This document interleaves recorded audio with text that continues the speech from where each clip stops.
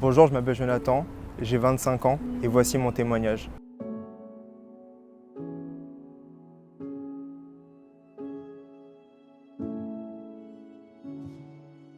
Donc déjà pour replacer les choses dans leur contexte, moi je suis d'origine malienne et française, c'est-à-dire que ma mère est malienne, ma mère est née au Mali, mon père était français. Ça veut dire que comme la plupart des personnes en fait, qui sont maliens, comme 80% des Maliens, je suis né en fait, dans une famille musulmane. Ça veut dire que moi quand je suis né, en fait, on m'a dit voilà, t'es musulman, donc c'est-à-dire que tu manges pas de porc, etc. Et c'est comme ça qu'en fait je me présentais durant toute mon enfance, je disais ouais moi je suis musulman. Quand j'ai eu 4 ans, un jour ma sœur elle est venue me chercher, parce que j'ai 3 grandes sœurs et un grand frère. Ma sœur est venue me chercher à l'école, on est rentré chez moi, on est resté dans la cuisine, on regardait la télé, etc. Et puis ma mère rentre du travail, et je me rappelle vraiment comme si c'était hier en fait. Ma mère elle rentre du travail, elle vient me voir et dit ah mais ton père il est pas allé travailler. Et j'ai dit donc ma sœur et moi on la regarde, on fait bah on sait pas. Et donc après on va avec ma mère dans le salon. Et ma mère elle s'effondre, elle commence à pleurer. Et on voit mon père en fait qui est allongé dans le canapé, qui est décédé. Moi à l'époque je savais pas qu'il était décédé, hein. J'étais petit donc je pensais qu'il dormait. Donc je me rappelle, je l'ai poussé, j'ai fait ouais papa vas-y réveille-toi. Et je voyais ma mère, elle était vraiment en train de pleurer, elle en pouvait plus, etc. Et à partir de ce moment-là, en fait, bizarrement, souvent j'entends des gens qui disent ouais, quand je perds quelqu'un de ma famille, j'en veux à Dieu. Moi, j'en voulais pas à Dieu. Je disais écoute, mon Dieu, parce qu'à l'époque, je disais voilà mon Dieu, tu m'as pris mon père. Maintenant, moi, j'ai envie de trouver ton amour en fait. Et j'ai envie de trouver cet amour qui va remplacer ce père que j'ai perdu.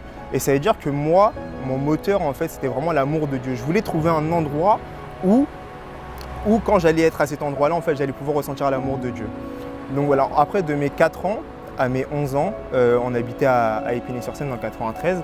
Donc après, j'ai eu une enfance plus ou moins normale. Enfin en fin de compte, non, pas du tout. J'ai grandi en voyant beaucoup de violence autour de moi, parce qu'il y a un membre de ma famille en fait, qui est devenu fou, parce qu'il a vu des choses, des esprits. À l'époque, on appelait ça des genoun, des djinns. Il a vu des esprits en fait et ça l'a pas laissé intact, on va dire. Et donc ça veut dire qu'il voyait pas mal de choses et je me rappelle qu'il me les expliquait. Il me disait, j'étais assez petit en fait et je me disais mais Seigneur et tout. Et donc j'étais assez petit et je me disais mais c'est quoi ces choses en fait, et cette personne qui était assez proche de moi me disait ouais, voilà les esprits sont comme ça. J'ai vu une personne comme un sagittaire, vous voyez les sagittaires en mode un corps de cheval et le demi de son corps comme un homme. En fait, cette personne m'expliquait à chaque fois ce qu'elle voyait, c'est-à-dire que moi quand j'étais petit en fait, j'avais l'habitude de ces choses-là et c'était pas des choses qui me choquaient en fait. Et étant petit en fait, dans toute ma jeunesse jusqu'à en fait que je rencontre le Seigneur, on faisait l'occultisme en fait. J'appelle ça l'occultisme, mais en fait à l'époque on faisait ça vraiment comme si c'était de la protection, parce que moi je suis africain.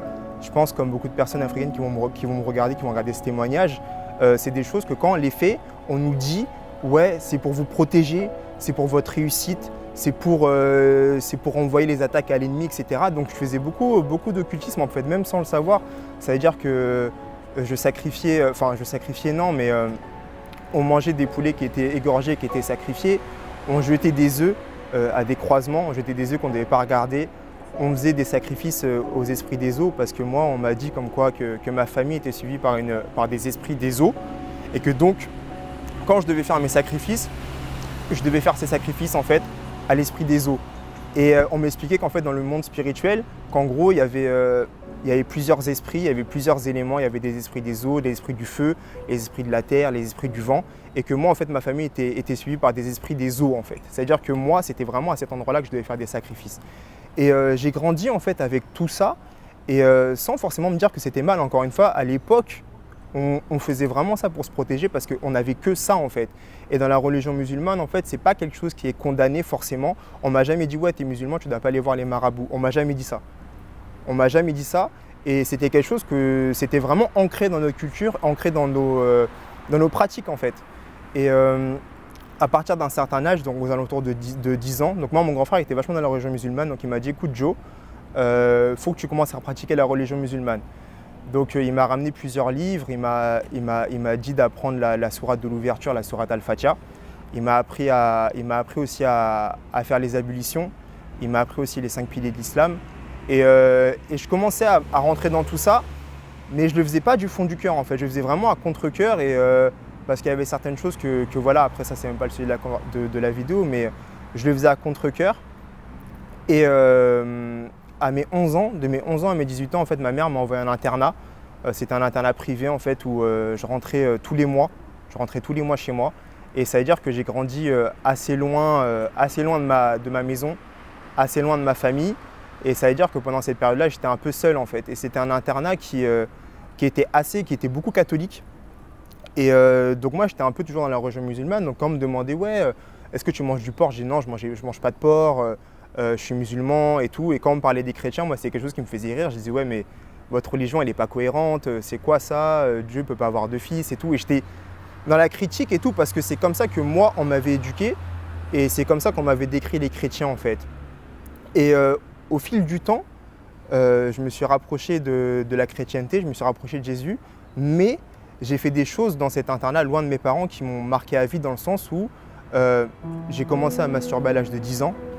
Donc à l'âge de 10 ans, j'ai commencé à masturber. Vous imaginez, à 10 ans, hein, c'était super tôt et j'ai eu mon premier rapport sexuel à l'âge de 11 ans. Et ça veut dire, en fait, à partir de ce moment-là, ma vision des choses a été modifiée et surtout ma vision de la femme aussi a été modifiée. Et ça veut dire que moi, mon but dans la vie, c'était vraiment d'avoir des copines, en fait. D'avoir des copines, de reproduire ce moment, d'encore avoir encore des rapports sexuels.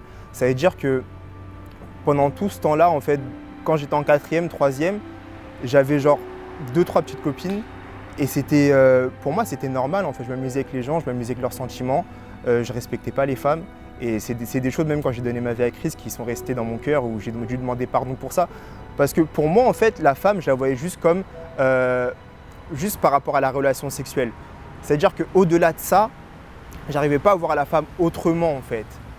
Et donc après, je suis rentré au lycée, toujours dans le même établissement, toujours en internat, toujours loin de ma famille. Et donc pendant tout mon collège aussi, c'est-à-dire que quand j'avais des problèmes et tout, j'appelais la famille, on me faisait des médicaments, on faisait des trucs comme ça. Arrivé au lycée, c'est là, je pense que ma vie a un peu encore s'est empirée. Ça veut dire que souvent, je faisais des choses, j'allais voir... j'ai toujours beaucoup de filles, toujours beaucoup de relations sexuelles, toujours beaucoup de manque de respect. Tous les week-ends, je sortais pour boire, pour être alcoolisé, pour être bourré. Hein. Tous les week-ends, je rentrais, j'étais HS. Et en première ou terminale, j'ai commencé à fumer de la drogue, à fumer du cannabis. Et pour moi, c'était mon quotidien. C'était pas quelque chose qui me choquait, c'était pas quelque chose que j'avais honte ni rien. Pour moi, je vivais juste ma jeunesse parce que c'était comme ça qu'on m'avait dit de vivre ma jeunesse en fait. Ça veut dire que pendant tous ces moments, en fait, je pouvais sortir et tout, je pouvais faire des trucs. Le lendemain, j'avais un peu de remords, mais je passais au-dessus, en fait. Et ça, c'était une période de ma vie où je commençais à connaître Jésus parce que quand j'avais 16-17 ans, je ne me rappelle plus exactement, je me suis baptisé catholique, en fait, et je continuais j'allais à la chapelle. Mais j'avais pas reçu ce changement, en fait. C'est-à-dire que je continuais à côté de faire n'importe quoi. Je suis même allé, on allait en vacances avec des potes en Espagne. Je suis même allé dans une maison close. J'ai couché avec une prostituée, etc. Donc c'est des choses en fait que je vous raconte pas ça par fierté, hein, mais je vous raconte vraiment tout de A à Z pour que vous vous rendiez bien compte de où est-ce que Dieu m'a pris en fait. Parce que Jésus dans tout ça en fait, il est venu me chercher vraiment loin pour m'amener à lui. Et à mes 18 ans, pour vous dire, j'ai même pas passé mon bac dans l'établissement où j'étais parce que je me suis fait virer au dernier moment. Et par rapport à une relation sexuelle en plus. Donc je me suis fait virer par rapport à ça. Par la grâce de Dieu, je dis par la grâce de Dieu parce que c'est vraiment que sa grâce, j'ai eu mon bac avec mention bien. Et tout se passait bien pour moi parce que toujours des bonnes notes, toujours sur moi, j'étais propre, pas de soucis, etc. Donc à mes 18 ans, je reviens chez mes parents, je fais une fac de droit. Ça veut dire que pendant tout ce temps, en fait, je continue à boire de l'alcool, je continue à fumer, je fumais tous les jours parce que je suis très stressé de base et je garde tout pour moi. Ça veut dire que je fumais tous les jours, je me faisais un joint, 2 feuilles, enfin voilà, tous les jours je fumais. Mais le truc qui était compliqué avec moi, c'est que quand tu me voyais, j'avais des bonnes notes, j'avais une bonne tenue, etc. mais derrière, en fait, j'étais détruit. C'est-à-dire qu'il y a des moments où j'étais dans ma chambre, où je me mettais à pleurer, en fait. Et à mes 19 ans, à mes 18 ans, il y a une fille, je prenais souvent le bus avec cette personne. Et un jour, en fait, je lui parle et elle me parle de son église, elle me parle de Jésus. Et j'ai dit, je lui ai dit, ouais, mais moi, je suis chrétien, je m'étais baptisé catholique. Je dis, mais moi, je suis chrétien et tout, je connais Jésus, etc. Elle me dit, bah écoute, viens quand même dans mon église, tu verras comment ça se passe, etc. Donc moi, ce que j'ai fait, bon, bah on sait jamais, je vais aller dans son église, etc. Et je vais dans son église, et quand je suis rentré dans son église, il y a eu la louange, etc. Et j'ai senti vraiment cet amour, en fait. J'ai senti l'amour de Dieu, vraiment qui m'a touché, qui m'a impacté. Et j'ai été changé, en fait. J'ai été vraiment changé, vraiment modifié. Et j'ai été vraiment touché. J'étais à un endroit, je me suis dit, ah, c'est vraiment cet endroit, en fait, où je dois être. C'est vraiment à cet endroit que je dois être, en fait. C'est ça la vérité. Et ça veut dire, en fait, je suis rentré chez moi. Et quand je suis rentré chez moi, j'ai vu ma mère. Ma mère, à l'époque, elle avait fin de la cinquantaine. Et j'ai dit, vas-y, maman. Ma mère était musulmane aussi. J'ai dit, maman, il faut que tu viennes, il faut que tu m'accompagnes dans cette église. C'est là qu'il y a la vérité. C'est là qu'il faut être, en fait. Tout plein d'enthousiasme. J'ai dit à ma mère, vas-y, il faut que tu viennes. Pendant une semaine, je l'ai travaillé au corps, comme on dit. Et au bout du compte, elle est venue. Et jusqu'à présent, elle est en Christ. Elle a donné sa vie à Christ. Gloire à Dieu. Et voilà, donc moi je suis rentré, j'ai commencé ma marche avec Christ, je savais que c'était la vérité, etc. Et je suis arrivé dans un moment où, comme je dis souvent aux gens, c'était un processus. C'est-à-dire que quand j'ai donné ma vie à Christ, je fumais encore, j'avais encore quelques pratiques, par exemple la masturbation, etc. que j'avais du mal à lâcher, mais ça a été vraiment un processus en fait. Ça veut dire qu'à cette époque, j'ai rencontré une fille qui était chrétienne aussi, qui était jeune, nouvelle convertie. On s'est mis ensemble, sans forcément penser aux conséquences, sans forcément se demander le pourquoi du comment. On s'est mis ensemble, on a eu des rapports sexuels parce qu'on se pensait toujours plus fort que ce qu'on était vraiment. On a eu des rapports sexuels, de ces rapports sexuels est venu un enfant. Et donc cette personne en fait est tombée enceinte. Donc moi j'avais à l'époque 20 ans ou 19 ans, je ne me rappelle plus exactement. C'était en 2016 que ma fille est née.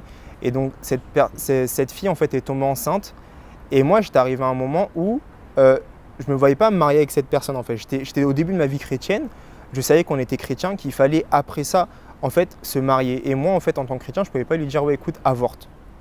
C'est des choses en fait que ma famille, quand j'ai annoncé ça à ma famille elle a câblé en fait. Elle a dit non, elle a dit t'es trop jeune, elle a dit il faut que cette personne elle avorte, c'est pas possible en fait. Tu peux pas être père aussitôt. Et moi j'ai tenu ferme dans mes positions, j'ai dit non, je peux pas forcer cette personne à avorter. Il faut qu'elle garde cet enfant en fait. Et c'est ça souvent que je dis aux jeunes aujourd'hui qui viennent me parler, c'est que vous voulez coucher en dehors du mariage, certes, moi je vous dis ce que j'en pense, mais après si la personne en fait elle tombe enceinte, c'est comment vous allez réagir derrière en fait, parce qu'un enfant c'est pas rien. Et après tout ça en fait, quand cette personne est tombée enceinte, en fin de compte on s'est séparés, sa mère et moi.